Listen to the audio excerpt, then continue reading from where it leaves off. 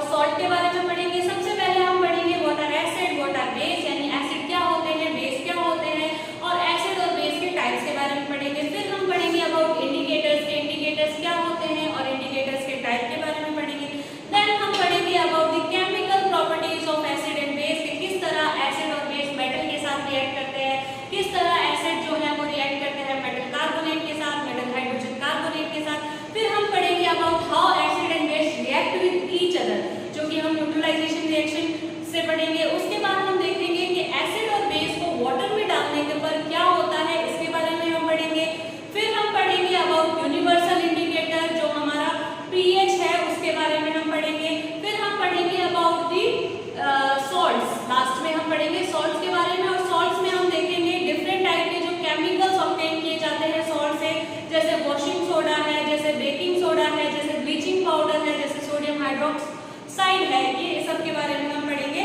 और हम जिप्सम के बारे में पढ़ेंगे और पीओपी यानी प्लास्टर ऑफ पेरिस के बारे में पढ़ेंगे। और लास्ट में मैं आपको, क्योंकि science is about what we can prove with the help of experiment, तो लास्ट में मैं आपको एक एक्सपेरिमेंट भी दर्शाऊंगी।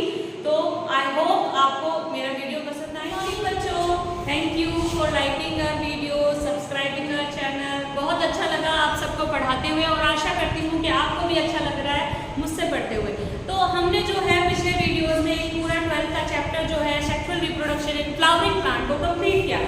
इसी क्रम में, इसी सीक्वेंस में मैं छवि जावा आपके सामने आई हूँ। हमारे जो नेक्स्ट चैप्टर है, जो कि क्लास 10 का एक चैप्टर है, एसिड बेस एंड सॉल्ट, उसको एक्सप्लेन करने के लिए, यानी अम्ल, क्षार, रक्त और लवण, इसके बारे में हम बात करेंगे। फर्स्ट ऑफ ऑल हमें पता होना चाहिए what are acids and what are base, यानी एसिड और बेस होते क्या हैं।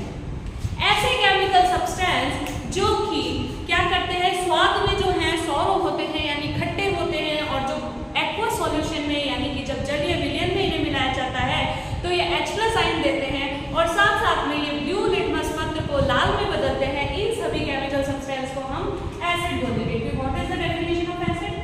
केमिकल सब्सटेंस which are, सबसे पहले sour in taste, release H+ ion in water,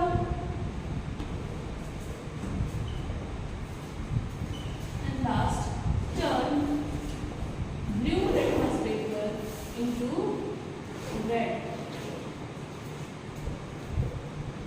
तो इनको हम एसिड बोलेंगे। तो एसिड के ही जस्ट हम बात करेंगे बेस की। तो जो भी एसिड की प्रॉपर्टी है, इसके जस्ट अपोजिट प्रॉपर्टी हमको बेस की मिलती है, that is chemical substance which are bitter in taste, release OH- ion in water and turn red litmus paper into blue।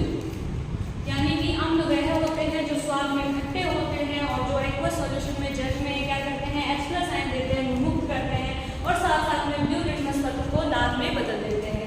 Similarly base वो होते हैं जो स्वाद में कड़वे होते हैं, और ये जो है जल में OH- आयन जो है उसे रिमूव करते हैं, और साथ साथ में रेड लिटमस पत्र को ब्लू में बदलते हैं। अब हम आगे चलते हैं कि एसिड के टाइप्स की बात करते हैं, यानी कि ये जो टाइप्स हैं उसके बारे में हम बात करते हैं। तो एसिड या बेस के टाइप्स अलग अलग बेसिस पे दिए जा सकते हैं। For example on the basis of concentration,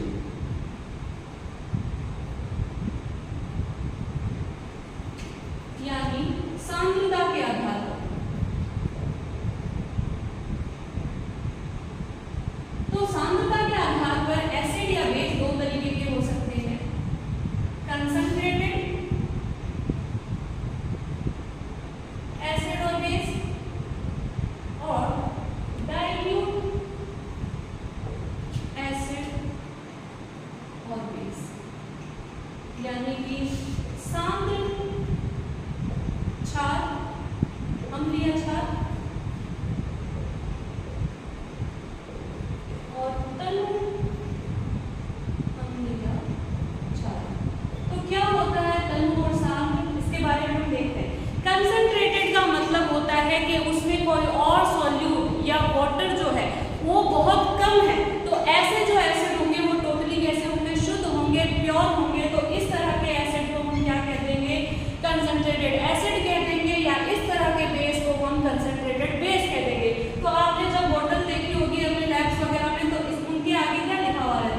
CONC dot या फिर DIR डॉट, यानी concentrated HCl, concentrated HNO3, concentrated NaOH, या फिर उनके नीचे लिखा होता है डाइल्यूट HCl, डाइल्यूट NaOH। तो ये मतलब क्या हुआ, ये कंसंट्रेटेड बताता है कि एसिड जो है वो प्योर है, उसमें जो है वाटर कंटेंट या अदर सॉल्यूट कम है, जबकि डाइल्यूट जब मैं बात करती हूँ तो डाइल्यूट का मतलब ये होता है कि उसमें जो वाटर का कंटेंट है, उसमें जो सॉल्यूट है वो क्या है, ज्यादा मात्रा में है। तो ऐसे एसिड या बेस क्या हो जाएंगे, डाइल्यूट हो जाएंगे। उसके बाद अपन बात करते हैं on the basis of occurrence, कि अकरेंस के बेसिस पे एसिड या बेस कितने टाइप के होते हैं। तो अकरेंस की अगर मैं बात करूँ तो अकरेंस के बेसिस पे दो टाइप के होते हैं, एक होता है ऑर्गेनिक और एक होते हैं इनऑर्गेनिक। ऑर्गेनिक एसिड बेस वो होते हैं जो नेचुरली प्रेजेंट है, जैसे कि मैं बात करूं हमारा एक एसिड है सिट्रिक एसिड। आपने कभी लेमन खाया है, आंवला खाया है, स्वाद में खट्टे होते हैं ना, वो क्यों खट्टे होते हैं, क्योंकि उनमें जो अम्ल है सिट्रिक अम्ल, सिट्रिक एसिड पाया जाता है, जो कि क्या है, नेचुरली मिलता है ना, तो सिट्रिक एसिड। इसके अलावा ऐसा बेस या जो कि नेचुरली मिलता है उसे हम ऑर्गेनिक बेस कह देंगे। उदाहरण कैसे है, अपना एग्जाम्पल पायरिमिडिन। अब अपन बात करते हैं इनऑर्गेनिक, यानी कि ये नेचुरली नहीं मिलते, इन्हें सिंथेसाइज किया जाता है। तो सिंथेसाइज करने के लिए इनको हम इनऑर्गेनिक बोल देते हैं। जैसे कि मैं बात करूं HCl की, HCl ऐसा एसिड है जिसे हमने सिंथेसाइज किया है, इसलिए इनऑर्गेनिक एसिड है। या फिर मैं बात करूं ऐसे बेस की जिसे सिंथेसाइज किया गया हो, तो उसमें मैं बात करूंगी NaOH की। तो ये कंसंट्रेशन के बेसिस पे हो गया, इसके अलावा अकरेंस के बेसिस पे हो गया। अब हम बात करते हैं स्ट्रेंथ के बेसिस पे। स्ट्रेंथ के बेसिस पे जो एसिड या बेस ज्यादा H+ आयन देंगे या ज्यादा OH- आयन देंगे, उनको तो हम कह देंगे स्ट्रॉन्ग एसिड, जबकि जो एसिड कम H+ आयन देंगे, कम OH आयन देंगे, उनको हम क्या कह देंगे, वीक एसिड। तो स्ट्रेंथ के बेसिस पे भी कितने टाइप के होते हैं एसिड या बेस, दो टाइप के होते हैं, स्ट्रॉन्ग और वीक। तो ये ज्यादा H+ आयन क्यों देते हैं या ज्यादा OH- आयन क्यों देते हैं, क्योंकि ये कंप्लीटली डिसोसिएट हो जाते हैं जब इन्हें वाटर में डाला जाता है। कंप्लीटली डिसोसिएट हो जाते हैं तो क्या करेंगे, ज्यादा H+ आयन देंगे या फिर ज्यादा OH- देंगे जब इन्हें किसमें डाला जाएगा, वाटर में। जबकि दूसरे वाले जो है कंप्लीटली डिसोसिएट नहीं हो पाते, क्या कंप्लीटली डिसोसिएट नहीं हो पाते, इसीलिए क्या होता है, ये H+ आयन या OH- आयन को क्या देते हैं, कम देते हैं, इसीलिए कैसे हो जाते हैं, वीक हो जाते हैं। ठीक है, तो ये हमने बात करी एसिड या बेस की, है ना। तो हमने बात करी कि भाई जो हमारे वीक है वो क्या होंगे, उनमें H+ आयन एसिड में और OH- बेस में क्या हो जाएंगे, कम रिलीज होंगे। तो ये कैसे हो जाएंगे, वीक एसिड या फिर वीक बेस हो जाएंगे। जैसे मैं एग्जांपल की बात करूं स्ट्रॉन्ग एसिड में, king of acid H2SO4 is known as king of acid, क्योंकि बहुत ज्यादा स्ट्रॉन्ग एसिड है।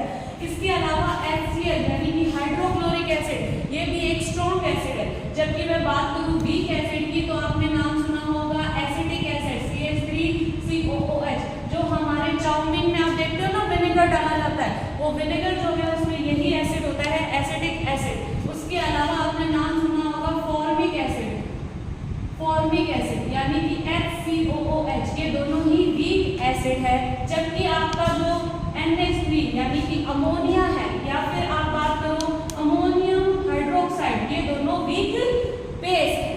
ठीक है, अब हम चलते हैं कि हमें कैसा पता चलता है कि इस कंपाउंड में एसिड है या इस कंपाउंड में बेस है। तो ऐसे कुछ सब्सटेंस होंगे ना जो हमें इंफॉर्मेशन देंगे, और जो इंफॉर्मेशन देते हैं, जैसे कि हम बाइक चला रहे होते हैं तो पीछे वाले को इंफॉर्मेशन देनी होगी, now we are going to turn there, तो हम क्या चलाते हैं, इंडिकेटर चलाते हैं ना।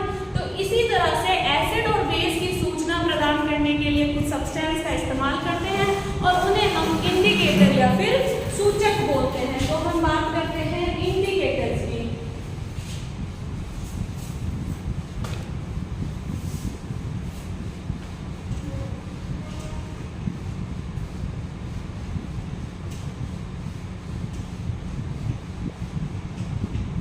अब हम बात करेंगे इंडिकेटर्स की।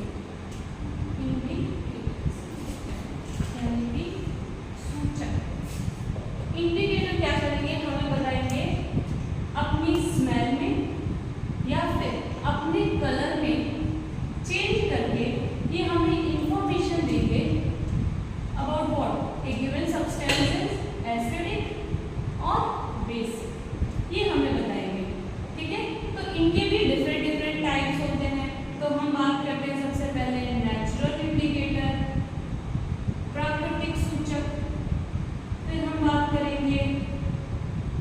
सिंथेटिक इंडिकेटर, और लास्ट में हम बात करेंगे ऑलफैक्टरी इंडिकेटर यानी गंधीय सूचक। नेचुरल इंडिकेटर जो नेचुरल प्रोडक्ट से ऑब्टेन किए जाते हैं। फॉर एग्जांपल आपने घर में हल्दी तो यूज करी होगी, टर्मरिक, इसके अलावा लिटमस पेपर, इन दोनों के बारे में बात करते हैं। लिटमस पेपर जो होता है वो एक थैलोफाइट होता है जिसे हम बोलते हैं लाइकेन। क्या बोलते हैं? लाइकेन। लाइकेन जो है इससे ये इसके सॉल्यूशन से इस लिटमस पेपर को तैयार किया जाता है, यानी लिटमस सॉल्यूशन में डिप कर लिटमस पेपर को तैयार किया जाता है। ये लिटमस पत्र जो है ये दो टाइप के हो सकते हैं, एक हो सकता है ब्लू और एक हो सकता है रेड।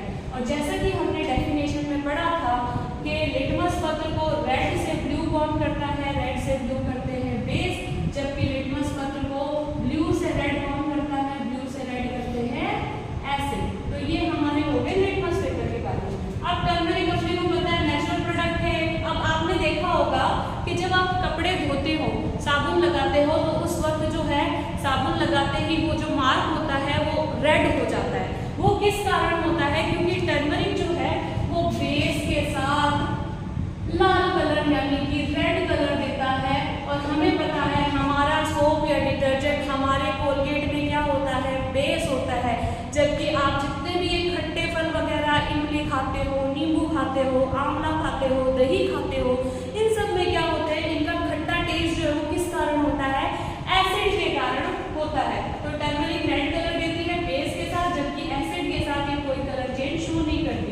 तो हमें पता चल जाएगा कि जो सोप थी वो कैसे नेचर की थी? बेसिक नेचर की थी। अब हम आगे चल के आते हैं ऑलफैक्टरी इंडिकेटर पर। ऑलफैक्टरी इंडिकेटर वो होते हैं जो अपनी स्मेल को चेंज करते हैं when they react with acid और बेस, यानी कि अपने गंध में परिवर्तन करते हैं। इसीलिए तो इन्हें गंधीय सूचक बोलते हैं, क्योंकि ये अपनी स्मेल चेंज कर देते हैं। तो इसके एग्जांपल की बात करें तभी इसके एग्जांपल में आता है वेनिला एसेंस। आइसक्रीम इंडस्ट्री में इसका बहुत उपयोग किया जाता है। साथ साथ में आते हैं हमारे घर में इस्तेमाल होने वाले जो आंखों में आंसू दे देते हैं अनियंस। इसके अलावा क्लोव ऑयल यानी कि लौंग का तेल, ये तीनों ही अम्ल के साथ कोई स्मेल परिवर्तन नहीं करते, वो ही स्मेल इनकी रहती है। आप सबको पता है इनकी एक कैरेक्टरिस्टिक स्मेल होती है। लौंग आप सुनते हो तो एक अलग सी कैरेक्टरिस्टिक विशिष्ट उसकी गंध होती है। इसी तरह से अनियन की एक विशिष्ट गंध है, और इसी तरह से जो वेनिला एसेंस है उसकी भी एक विशिष्ट गंध है। लेकिन जब हम इनको रिएक्ट करवाते हैं किसी बेस के साथ, तो क्या होता है? इनकी जो गंध है यानी इनकी जो स्मेल है वो क्या हो जाती है? लूज हो जाती है। तो ये हमें पता चल जाता है कि हमने जिस सब्सटेंस के साथ, जिस कंपाउंड के साथ इसकी रिएक्शन करवाई है वो कैसे नेचर का है? बेसिक नेचर का है। तो हमने इंडिकेटर और एसिड बेस पढ़ लिए। अब अपन बात करते हैं केमिकल प्रॉपर्टीज ऑफ एसिड और बेस, कैसे रिएक्ट करते हैं ये डिफरेंट केमिकल्स के साथ, उसके बारे में हम पढ़ेंगे। तो हम उसमें पढ़ेंगे कि भाई मेटल्स के साथ कैसे रिएक्ट करते हैं, फिर हम पढ़ेंगे मेटल कार्बोनेट और मेटल हाइड्रोजन कार्बोनेट के साथ कैसे रिएक्ट करते हैं, मेटलिक ऑक्साइड के साथ कैसे रिएक्ट करते हैं। तो चलते हैं chemical properties of acid and base की ओर।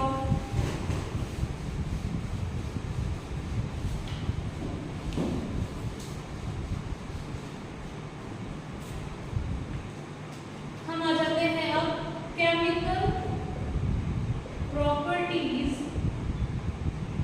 ऑफ एसिड एंड बेस, यानी रासायनिक गुणधर्म क्या होता है अम्ल या क्षार का, इसके बारे में हम देखते हैं। तो सबसे पहले एसिड को या बेस को जब वो रिएक्ट करता है किसके साथ? मेटल के साथ, तो वो क्या देता है बेटा? वो साथ में रिलीज करता है हमारे पास एक तो सॉल्ट बनाता है और साथ में हाइड्रोजन गैस रिलीज करता है। ठीक है, उदाहरण देखें, एग्जांपल देखें। फॉर एग्जांपल सबसे पहले मैं ले रही हूँ, मैं एसिड दे रही हूँ जो कि किंग्स ऑफ एसिड है। अच्छा, इसको बना देते हैं, किंग है ना, कार्बन। ठीक है, किंग ऑफ एसिड जो कि होता है H2SO4, इसकी अभिक्रिया हम करवा रहे हैं जिंक के साथ। तो हमारे पास क्या बनेगा? एक सॉल्ट बनेगा दैट इज ZnSO4, और इसके साथ में गैस निकलेगी जो कि होगी हाइड्रोजन गैस। क्या इक्वेशन बैलेंस है क्या? हाँ, इक्वेशन बैलेंस है। अब हमें कैसे पता चला कि ये जो गैस रिलीज हुई ये हाइड्रोजन गैस है? तो इसके लिए कोई टेस्ट होगा तभी हमें पता चला। तो उस टेस्ट के बारे में हम पता कर लेते हैं। टेस्टिंग, जैसे आपके पास कोई क्वेश्चन आ गया, एक कंपाउंड है उसकी रिएक्शन हमने मेटल के साथ करवाई और हमें एक गैस मिली, इस गैस को हमें सोप सॉल्यूशन से पास करा तो ये पॉप साउंड के साथ बर्न हुई, तो बताइए ये गैस कौन सी है? ऐसा क्वेश्चन आ जाए और वो कंपाउंड कौन सा है, तो हम इसके लिए टेस्टिंग पता होनी चाहिए हमें। तो कैसे टेस्ट करते हैं हाइड्रोजन का? जो हाइड्रोजन गैस होती है इसे हम पास करेंगे सोप सॉल्यूशन से। किससे पास करेंगे? सोप के सॉल्यूशन यानी साबुन के विलयन से पास करेंगे। साबुन के विलयन से पास करने के बाद हमारे पास बबल्स फॉर्म होंगे और इन बबल्स के पास जब हम जलती हुई मोमबत्ती को लेकर जाएंगे तो ये जो बबल्स है ये पॉप साउंड यानी फट फट की ध्वनि के साथ बर्न होंगे, इनका दहन होगा और इससे हमें पता चलेगा कि जो रिलीज्ड गैस है वो कौन सी गैस है? हाइड्रोजन गैस है। सिमिलर रिएक्शन होती है बेस के साथ। आपने बेस ले लिया NaOH और साथ में आपने ले लिया Zn, तो आप इसकी रिएक्शन कराओगे तो आपके पास आएगा Zn2NO2 प्लस हाइड्रोजन, और हाइड्रोजन का टेस्ट वापस वैसे ही कर सकते हो। अब ये जो बनने वाला प्रोडक्ट है इसका नाम है सोडियम जिंकेट। एक नंबर के क्वेश्चन में आ सकता है कि what is the formula for sodium zincate का फॉर्मूला जो है वो क्या है, ये आप लिख के बताओगे। या फिर 4 नंबर के ऑप्शन MCQ टाइप में भी क्वेश्चन आपसे पूछा जा सकता है, तो इसका नाम होता है सोडियम जिंकेट। तो that's how acid and base react with metal. दोनों की अभिक्रिया सेम ही है, सॉल्ट बनेगा और साथ में कौन सी गैस रिलीज होगी? हाइड्रोजन गैस रिलीज होगी। ये पहली प्रॉपर्टी होगी। अब दूसरी प्रॉपर्टी में हम बात करेंगे कि एसिड बेस जो है कैसे रिएक्ट करते हैं सोडियम कार्बोनेट के, मेटल कार्बोनेट के साथ और मेटल हाइड्रोजन कार्बोनेट के साथ रिएक्ट करते हैं। सबसे पहले तो हमें पता होना चाहिए CO3 ये कार्बोनेट होता है, तो अगर इसके साथ कोई X मेटल लग गया तो ये X सोडियम, जैसे कि लग गया सोडियम तो ये हो जाएगा हमारे पास सोडियम कार्बोनेट, या फिर जिंक लग गया तो ये हो गया जिंक कार्बोनेट, है ना। तो इस तरह से, और अगर हम इसमें H और जोड़ दें तो ये क्या हो जाएगा? Metal hydrogen carbonate. तो अब हम रिएक्शन पर चलते हैं। Reaction of acid with metal carbonate और मेटल हाइड्रोजन कार्बोनेट।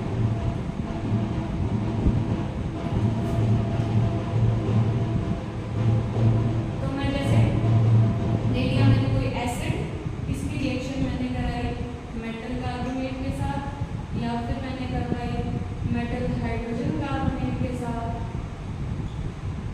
दोनों ही सूरतों में जो बनने वाला प्रोडक्ट है वो बनेंगे सॉल्ट, वाटर और साथ में निकलेगी एक गैस जिसे हम बोलते हैं carbon dioxide, that is CO2। तो एक एग्जांपल भी देख लेते हैं।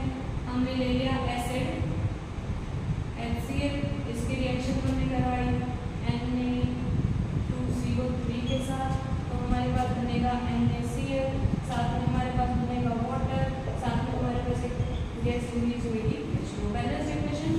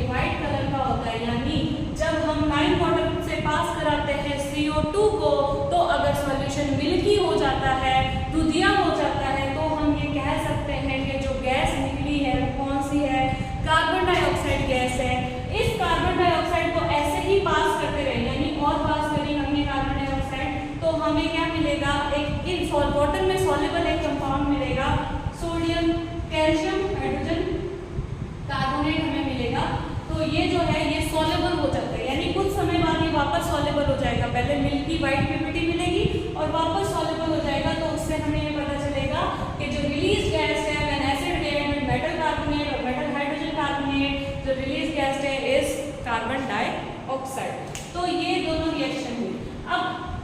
अब मैंने कहीं पे भी बेस का जिक्र नहीं किया। हम तो एसिड और बेस दोनों की प्रॉपर्टी पर बेस कैसे रिएक्ट करते हैं, मेटल कार्बोनेट या फिर मेटल हाइड्रोजन कार्बोनेट के साथ। ऐसा हमने क्यों नहीं पढ़ा? क्यों इसीलिए नहीं पढ़ा क्योंकि ये रिएक्शन होती ही नहीं है। और ये रिएक्शन क्यों नहीं होती है? क्योंकि हमें पता है बेस तो बेसिक हमने ये देखा कि जो बेस होते हैं वो मेटल कार्बोनेट या मेटल हाइड्रोजन कार्बोनेट के साथ अभिक्रिया रिएक्शन नहीं शो करते, क्योंकि मेटल कार्बोनेट और मेटल हाइड्रोजन कार्बोनेट दोनों बेसिक प्रकृति के होते हैं और हमारा बेस तो बेसिक ही है, इसीलिए अभिक्रिया नहीं होती। अब हम आगे चलकर देखते हैं कि भैया एसिड और बेस यानी अम्ल और क्षारक आपस में कैसे अभिक्रिया करते हैं, क्या रिएक्शन होती है जब हम एसिड को रिएक्ट कराते हैं विद बेस। तो देखिए एसिड और बेस जब आपस में रिएक्ट करते हैं तो इनके फलस्वरूप ऐसा रिजल्ट बनता है सॉल्ट प्लस वाटर। एक रिएक्शन देख लें हम। हाँ चलिए हाइड्रोक्लोरिक एसिड की हम रिएक्शन करवा देते हैं सोडियम हाइड्रोक्साइड के साथ, यानी एक एसिड HCl जिसकी रिएक्शन करवाई NaOH के साथ और हमें इसके रिजल्ट में मिला NaCl जो कि एक सॉल्ट है और साथ में वाटर रिलीज हुआ। इस रिएक्शन को तो ये जो रिएक्शन है जिसमें एसिड और बेस आपस में अभिक्रिया करते हैं, आपस में रिएक्शन करते हैं, तो ये एक दूसरे का जो इफेक्ट है उसे न्यूट्रलाइज करते हैं, इसीलिए इस रिएक्शन को हम क्या कहते हैं, न्यूट्रलाइजेशन रिएक्शन भी कहते हैं, यानी उदासीनीकरण अभिक्रिया।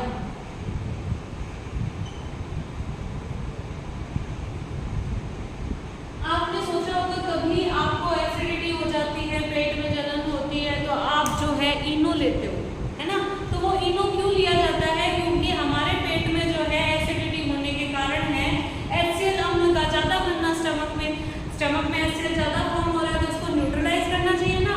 तो न्यूट्रलाइज करने के लिए हम एक माइल्ड बेस लेते हैं। माइल्ड का मतलब होता है वीक, इतना स्ट्रॉन्ग नहीं, क्योंकि हमारे को एसिड भी चाहिए स्टमक में। ऐसा ना हो कि पूरा का पूरा एसिड जो है उसके इफेक्ट को न्यूट्रलाइज कर दे, तो डाइजेशन में प्रॉब्लम आएगी। तो इसीलिए क्या लिया जाता है, वीक बेस जो है वो लिया जाता है। तो इनो जो है बेस का काम करता है, वो एसिड के इफेक्ट को क्या कर देता है, न्यूट्रलाइज कर देता है। तो ये होती है हमारी न्यूट्रलाइजेशन रिएक्शन। अब हम आगे देखेंगे कि कैसे मेटल के साथ मेटल ऑक्साइड के साथ एसिड रिएक्ट करता है और कैसे नॉन मेटलिक ऑक्साइड के साथ बेस रिएक्ट करता है।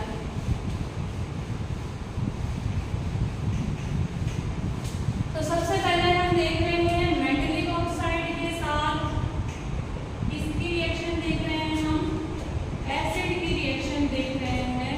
तो इसके रिजल्ट से बनेगा सॉल्ट प्लस वाटर। जैसे कि फॉर एग्जांपल मेटल की ऑक्साइड ले लूं Na2O, एसिड ले लूं HCl, क्या बनेगा NaCl प्लस H2O, बन गया H2O। अब आपको ये रिएक्शन क्या जानी पहचानी सी लग रही है क्या?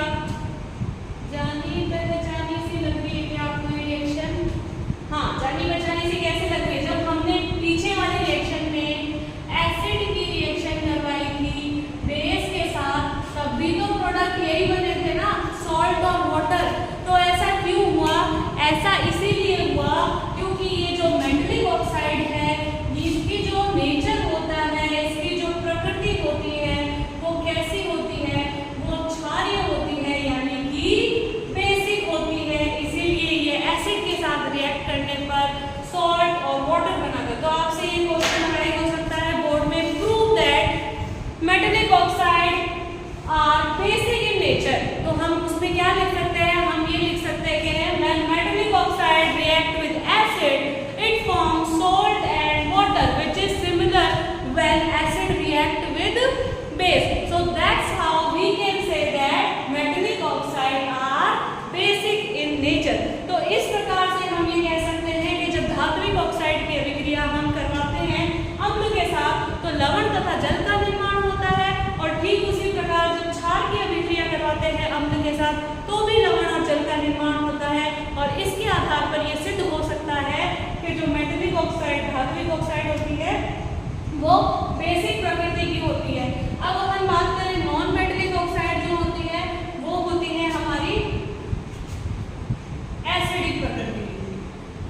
नॉन मेटलिक यानी अधात्विक की ऑक्साइड की अभिक्रिया बेस के साथ कराओगे तो भी आपको एज अ रिजल्ट क्या मिलेगा, सॉल्ट और वाटर मिलेगा। तो नॉन मेटलिक ऑक्साइड जैसे कार्बन डाइऑक्साइड, इसकी अभिक्रिया आपने करा दी बेस के साथ यानी कि कैल्शियम हाइड्रोक्साइड के साथ, तो आपको क्या मिलेगा, सॉल्ट मिलेगा, कैल्शियम कार्बोनेट और साथ में आपको जल मिलेगा। तो ये आपको लवण मिला और ये आपको जल मिला। तो यहाँ से ये सिद्ध हुआ कि जो नॉन मेटलिक की ऑक्साइड होती है, नॉन मेटलिक ऑक्साइड होती है इज एसिडिक इन नेचर, क्योंकि इसका बेस के साथ अभिक्रिया होने पर सेम वही प्रोडक्ट मिले जो कि किसके साथ मिलते हैं जब एसिड की अभिक्रिया करवाते हैं, किसके साथ, बेस के साथ। तो that's how we can say that non metallic oxide are acidic in nature. अब अपन देखते हैं कि क्या होता है एसिड और बेस में कॉमन क्या चीज होती है कि सारे एसिड जो है हमने अभी देखा मेटल के साथ रिएक्ट करेंगे तो हमें सॉल्ट और हाइड्रोजन गैस देंगे। इसके अलावा जो है मेटल कार्बोनेट या मेटल हाइड्रोजन कार्बोनेट के साथ रिएक्ट करेंगे तो सॉल्ट, कार्बन डाइऑक्साइड और वाटर देंगे। तो ऐसी क्या चीज कॉमन होती है सारे एसिड्स में और सारे बेस में कि वो सिमिलर केमिकल प्रॉपर्टी शो करते हैं, उसके बारे में हम बात करें। जितने भी हमें एसिड नोन है वो सारे एसिड ही एक्वस सॉल्यूशन में, जलीय विलयन में कौन से आयन देते हैं, H+ आयन देते हैं। और जितने भी बेस नोन है वो जलीय विलयन में कौन सा आयन देते हैं, OH- आयन देते हैं।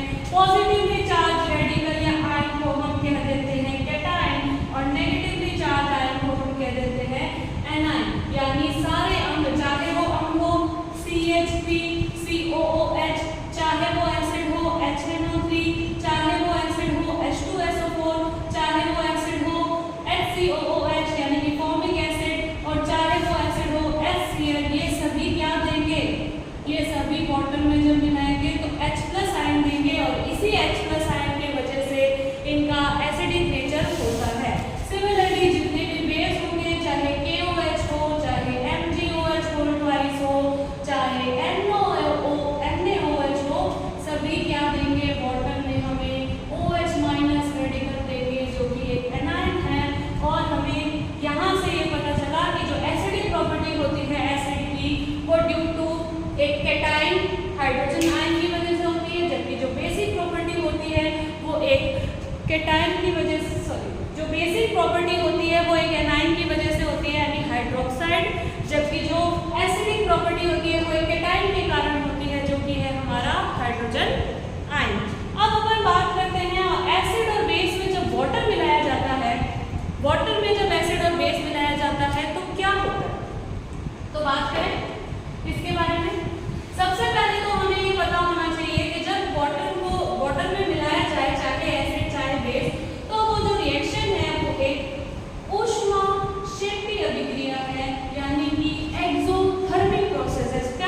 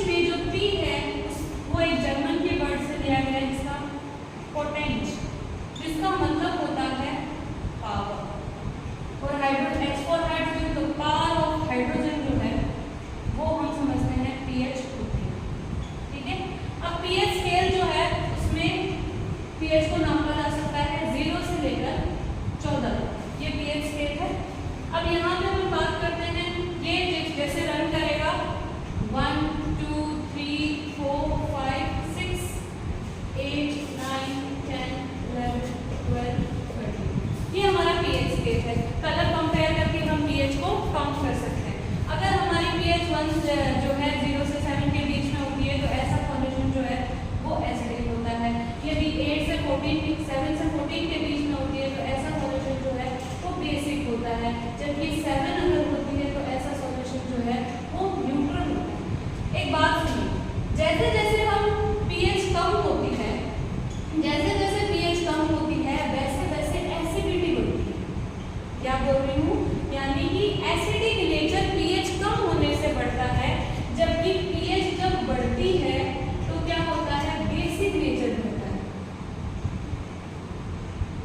यानी अगर मैं पीएच स्केल में 0 से 14 की तरफ जाती हूँ तो मेरा बेसिक नेचर इंक्रीज हो रहा है, लेकिन यदि मैं 14 से 0 की तरफ आती हूँ तो मेरा एसिडिक नेचर इंक्रीज हो रहा है। जितनी कम पीएच उतना ज्यादा स्ट्रॉन्ग एसिड, जितनी ज्यादा पीएच उतना ज्यादा स्ट्रॉन्ग बेस। जैसे फॉर एग्जांपल हम बात करते हैं कि भाई 1 से 3 अगर पीएच है और फिर 4 से 6 अगर पीएच है, उसके बाद 7 तो आपको पता ही है ना, उसके बाद 8 से अगर 13 तक, 8 से अगर 11 तक है और 12 से अगर 14 तक है, तो ये सबसे स्ट्रॉन्ग बेस होंगे।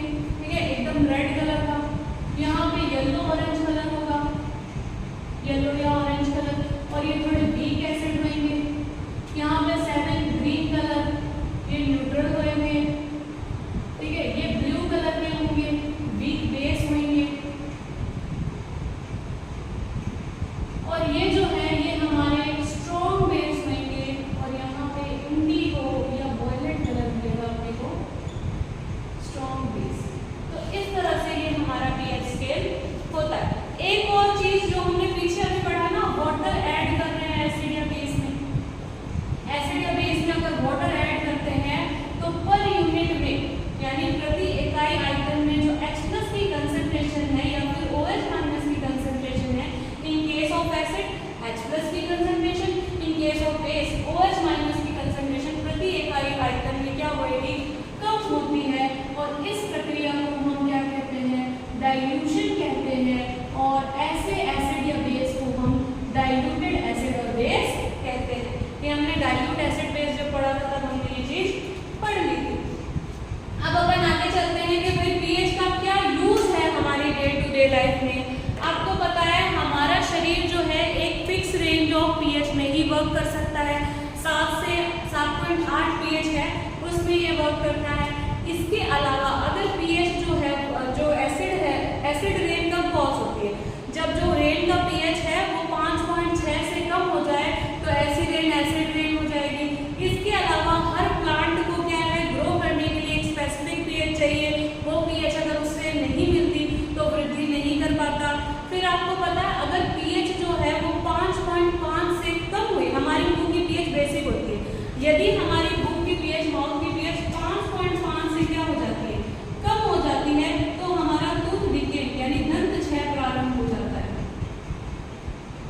यानी दंत क्षय जो है वो प्रारंभ हो जाता है। ऐसा क्यों होता है, ऐसा इसलिए होता है जैसे हमने ब्रश नहीं करा मानो, है ना, तो हमारे जो है दांतों के अंदर कुछ फूड पार्टिकल बचे हुए रहेंगे, है ना, तो उसकी वजह से शुगर रहेगी। अब इसका क्या होगा, हमारे माउथ के अंदर जो बैक्टीरिया होते हैं वो इसका डाइजेशन करेंगे और डाइजेशन करने के लास्ट में एसिड रिलीज होता है। तो एसिड रिलीज, एसिड बढ़ जाएगा, एसिड बढ़ जाएगा तो मुंह की एसिडिटी बढ़ जाएगी और जो दांत है वो उनका क्षय प्रारंभ हो जाएगा।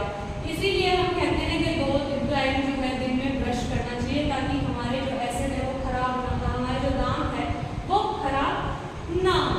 ठीक है, इसके अलावा आपको पता है जो hardest substance of our body कौन है, हार्डेस्ट सब्सटेंस है हमारा इनेमल, जो टूथ की कवरिंग होती है इनेमल होता है।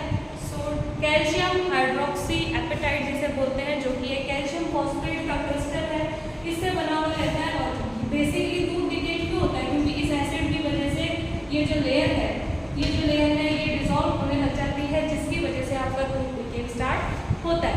इसके अलावा कुछ एनिमल्स जो है डिफेंस के लिए भी क्या करते हैं, एसिड रिलीज करते हैं। जैसे आपको मधुमक्खी काटती है तो जलन सी महसूस होती है। इसके अलावा एक पौधा होता है नेट, उसमें भी क्या होती है, उसकी भी जो लीव्स होती है ना वो कांटेनुमा होता है, स्टिकी होती है, तो उसकी वजह से वो भी अगर हमें छू जाए तो उसकी वजह से हमको भी मैथोनिक एसिड छोड़ता है,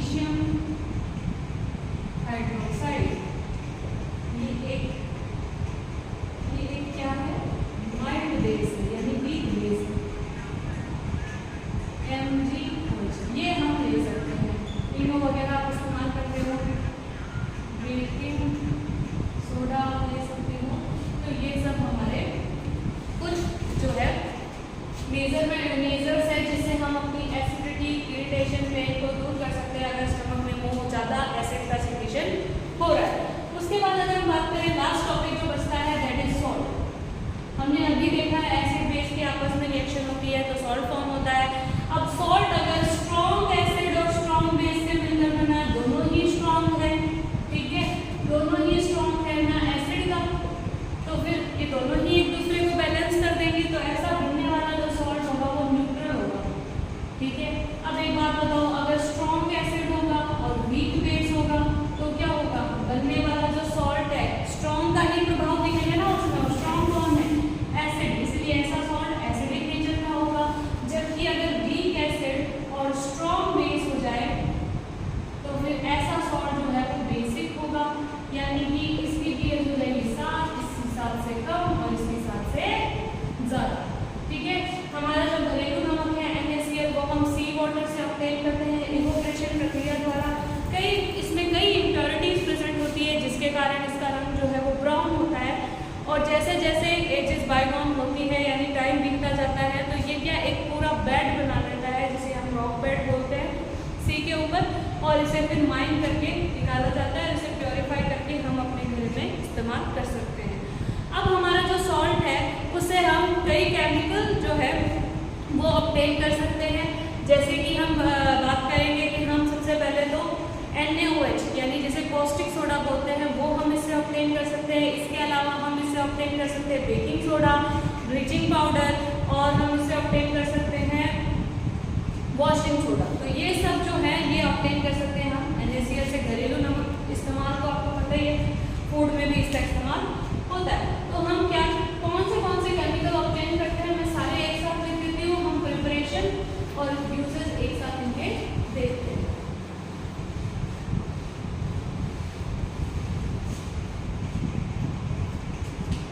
सबसे पहले NaOH, सोडा, ये सारे केमिकल्स हमें किससे मिलते हैं NaCl जो हमारा साधारण नमक है उससे, ठीक है। कॉस्टिक सोडा हो गया, उसके बाद हम बात करेंगे ब्लीचिंग पाउडर, ब्लीचिंग पाउडर की बात करेंगे, उसके बाद हम बात करेंगे बेकिंग सोडा, उसके बाद हम बात करेंगे वॉशिंग सोडा। सबसे पहले तो हमें इनके प्रिपरेशन और फॉर्मूला पता होना चाहिए, डायरेक्ट क्वेश्चन आ जाता है कभी कभी कि what is the formula of baking soda, what is the formula of washing soda, तो हमें डायरेक्ट जो है हमें पता होना चाहिए, क्वेश्चन आ जाए तो डायरेक्ट। तो यहाँ से ब्लीचिंग पाउडर का फॉर्मूला होता है कैल्शियम ऑक्सीक्लोराइड, बेकिंग सोडा का जो फॉर्मूला होता है वो होता है NaHCO3, वॉशिंग सोडा का फॉर्मूला होता है NaOCO3। ये हमारा फॉर्मूला है, ठीक है। अब आगे चलते हैं, यानी sodium hydrogen carbonate, sodium carbonate का क्रिस्टल, कैल्शियम ऑक्सीक्लोराइड, और ये तो हमारा NaOH सोडियम हाइड्रोक्साइड है। प्रिपरेशन की बात करें सबसे पहले NaOH का प्रिपरेशन कैसे होता है, NaCl की अभिक्रिया वाटर के साथ करवाई जाती है, यानी हमने एक्वस NaCl लिया, एक्वस NaCl को बोलते हैं ब्रिन। अब हमने देखा कि हमारे पास Cl2 गैस रिलीज हुई, H2 गैस रिलीज हुई और साथ में NaCl, ठीक है। इक्वेशन बैलेंस नहीं है, हम इसे बैलेंस कर देते हैं, 2Cl2 H2 this is balanced.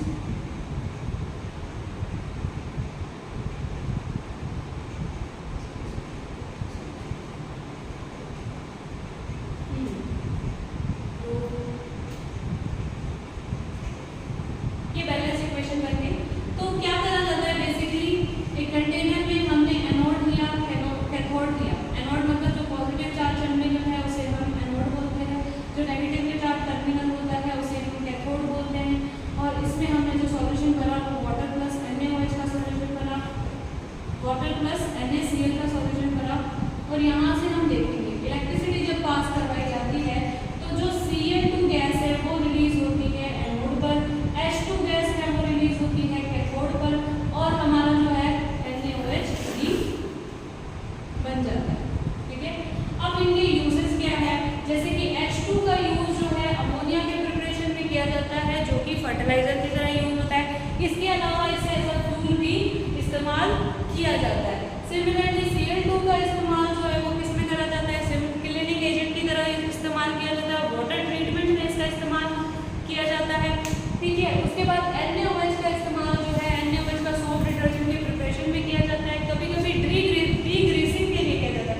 जैसे कोई आर्टिकल है मोटर वगैरह, मोटर में भी नहीं किसका ज़्यादा यूज करते हैं, कोई आर्टिकल है जिसमें ग्रीस जमा हुआ तो क्या करते हैं NaOH की रिएक्शन कराते हैं। ये बेसिकली ऑयल होता है ना, ग्रीस, तो इनकी जब अभिक्रिया होती है तो सोप बन जाता है।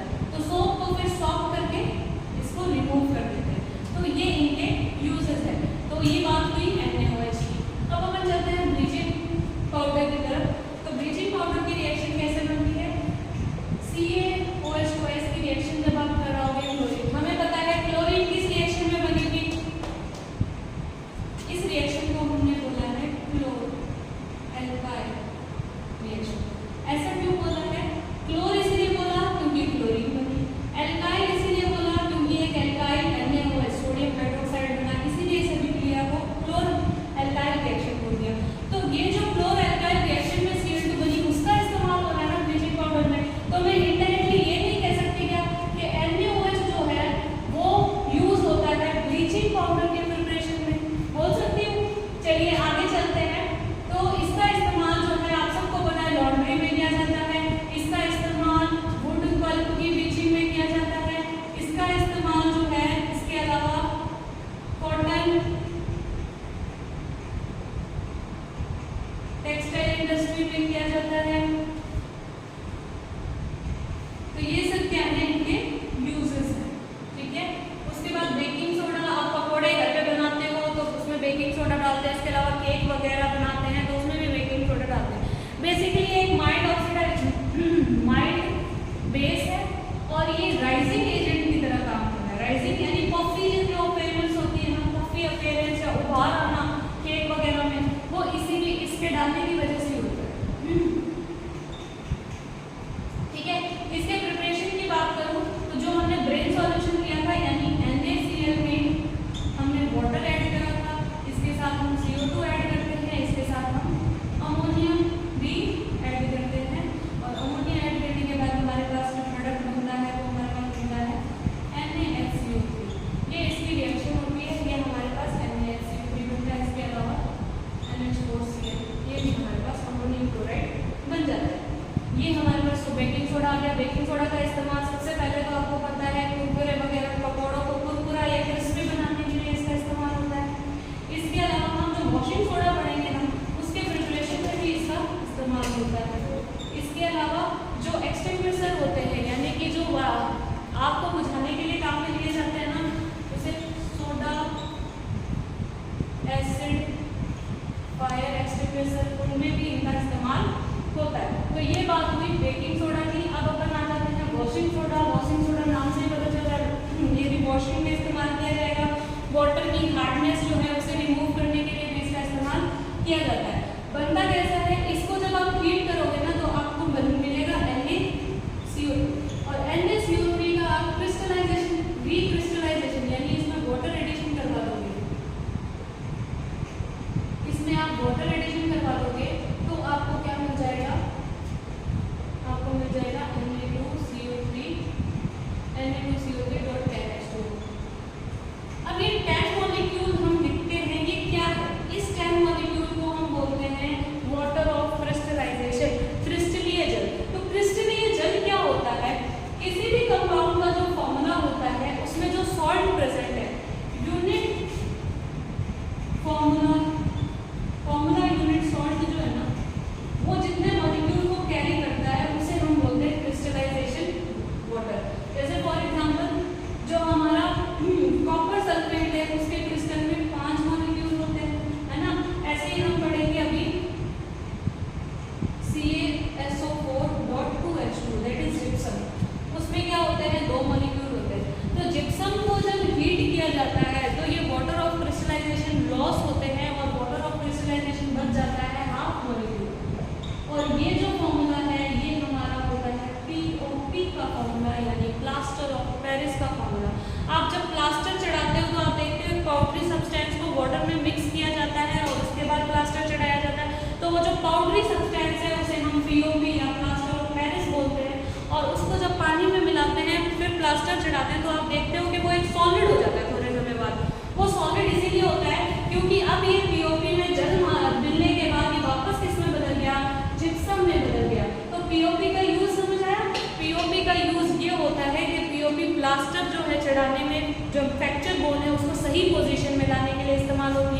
इसके अलावा घर के डेकोरेशन के लिए जो टॉयज वगैरह, डेकोरेशन के लिए टॉयज वगैरह बनाए जाते हैं, पॉट्स वगैरह बनाए जाते हैं, वो भी पीओपी के इस्तेमाल से फॉर्म हो सकते हैं। ये जो हीट हमने करा, हम ये देख सकते हैं रिवर्सिबल प्रोसेस है। जिप्सम से हम ऑब्टेन कर सकते हैं पीओपी, और पीओपी से हम वापस जिप्सम ऑब्टेन कर सकते हैं। पीओपी से जिप्सम ऑब्टेन करने के लिए तो करना पड़ेगा हीट, जबकि जिप्सम से पीओपी ऑब्टेन करने के लिए पीओपी से जिप्सम ऑब्टेन करने के लिए हमें इसका करवाना पड़ेगा रीक्रिस्टलाइजेशन, यानी वाटर वापस ऐड करवाना पड़ेगा। हमें क्या करवाना पड़ेगा? रीक्रिस्टलाइजेशन यानी वाटर वापस ऐड करना पड़ेगा। कितना? 1.5 मॉलिक्यूल। जबकि हमें अगर जिप्सम से ये बनाना है पीओपी तो हमें क्या करना पड़ेगा? 373 केल्विन पर इसको हीट करना पड़ेगा। सो आई होप आपको ये चैप्टर समझ आया। फिर भी किसी तरह का कोई डाउट बचता है तो यू कैन कमेंट। और अरे कहाँ जा रहे हो? साइंस वो होती है जिसको हम प्रूव करते हैं with the help of experiment. तो बिना एक्सपेरिमेंट के हमारा इतना बड़ा chapter that is acid, base and salt कैसे खत्म हो सकता है?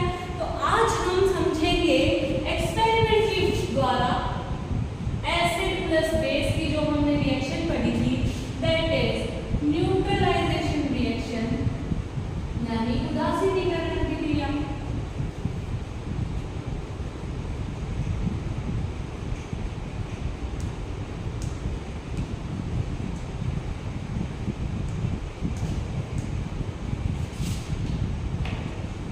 आप ये देख पा रहे हो, ये हम जो घर में सब्जी बनाने के लिए इस्तेमाल करते हैं टर्मरिक, हल्दी का सॉल्यूशन है विद वाटर। और ये मैंने डिटर्जेंट को वाटर लिया है, डिटर्जेंट में मैंने वाटर को मिक्स करके तैयार किया है। और ये हमारे पास आ गई तो टेस्ट ट्यूब। और ये जो है आप सब फैमिलियर हो गए लेमन।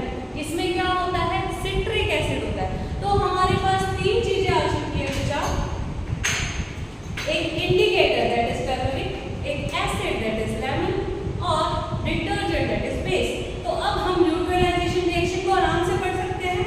तो सबसे पहले मैंने इस लेमन को कट किया और मैंने इस टर्मरिक के सॉल्यूशन को 2 टेस्ट ट्यूब में फिल करा। Test tube number 1 and test tube number 2। ये मेरा क्या है? Turmeric solution. ओके, अब मैं क्या करती हूँ, इस टर्मरिक के सॉल्यूशन में लेमन ऐड करती हूँ। क्या कुछ चेंज हुआ? क्या कोई भी चेंज नहीं हुआ भैया, ये कैसे हो गया?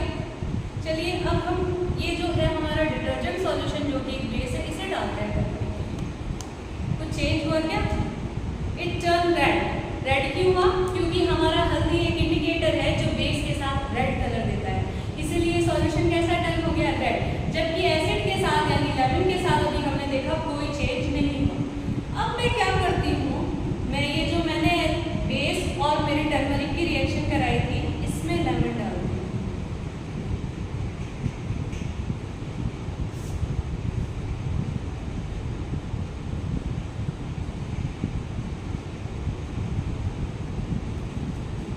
क्या हो रहा है? सॉल्यूशन वापस कैसा टर्न हो रहा है? येलो टर्न हो रहा है। तो यही तो है न्यूट्रलाइजेशन रिएक्शन, जो बेस का इफेक्ट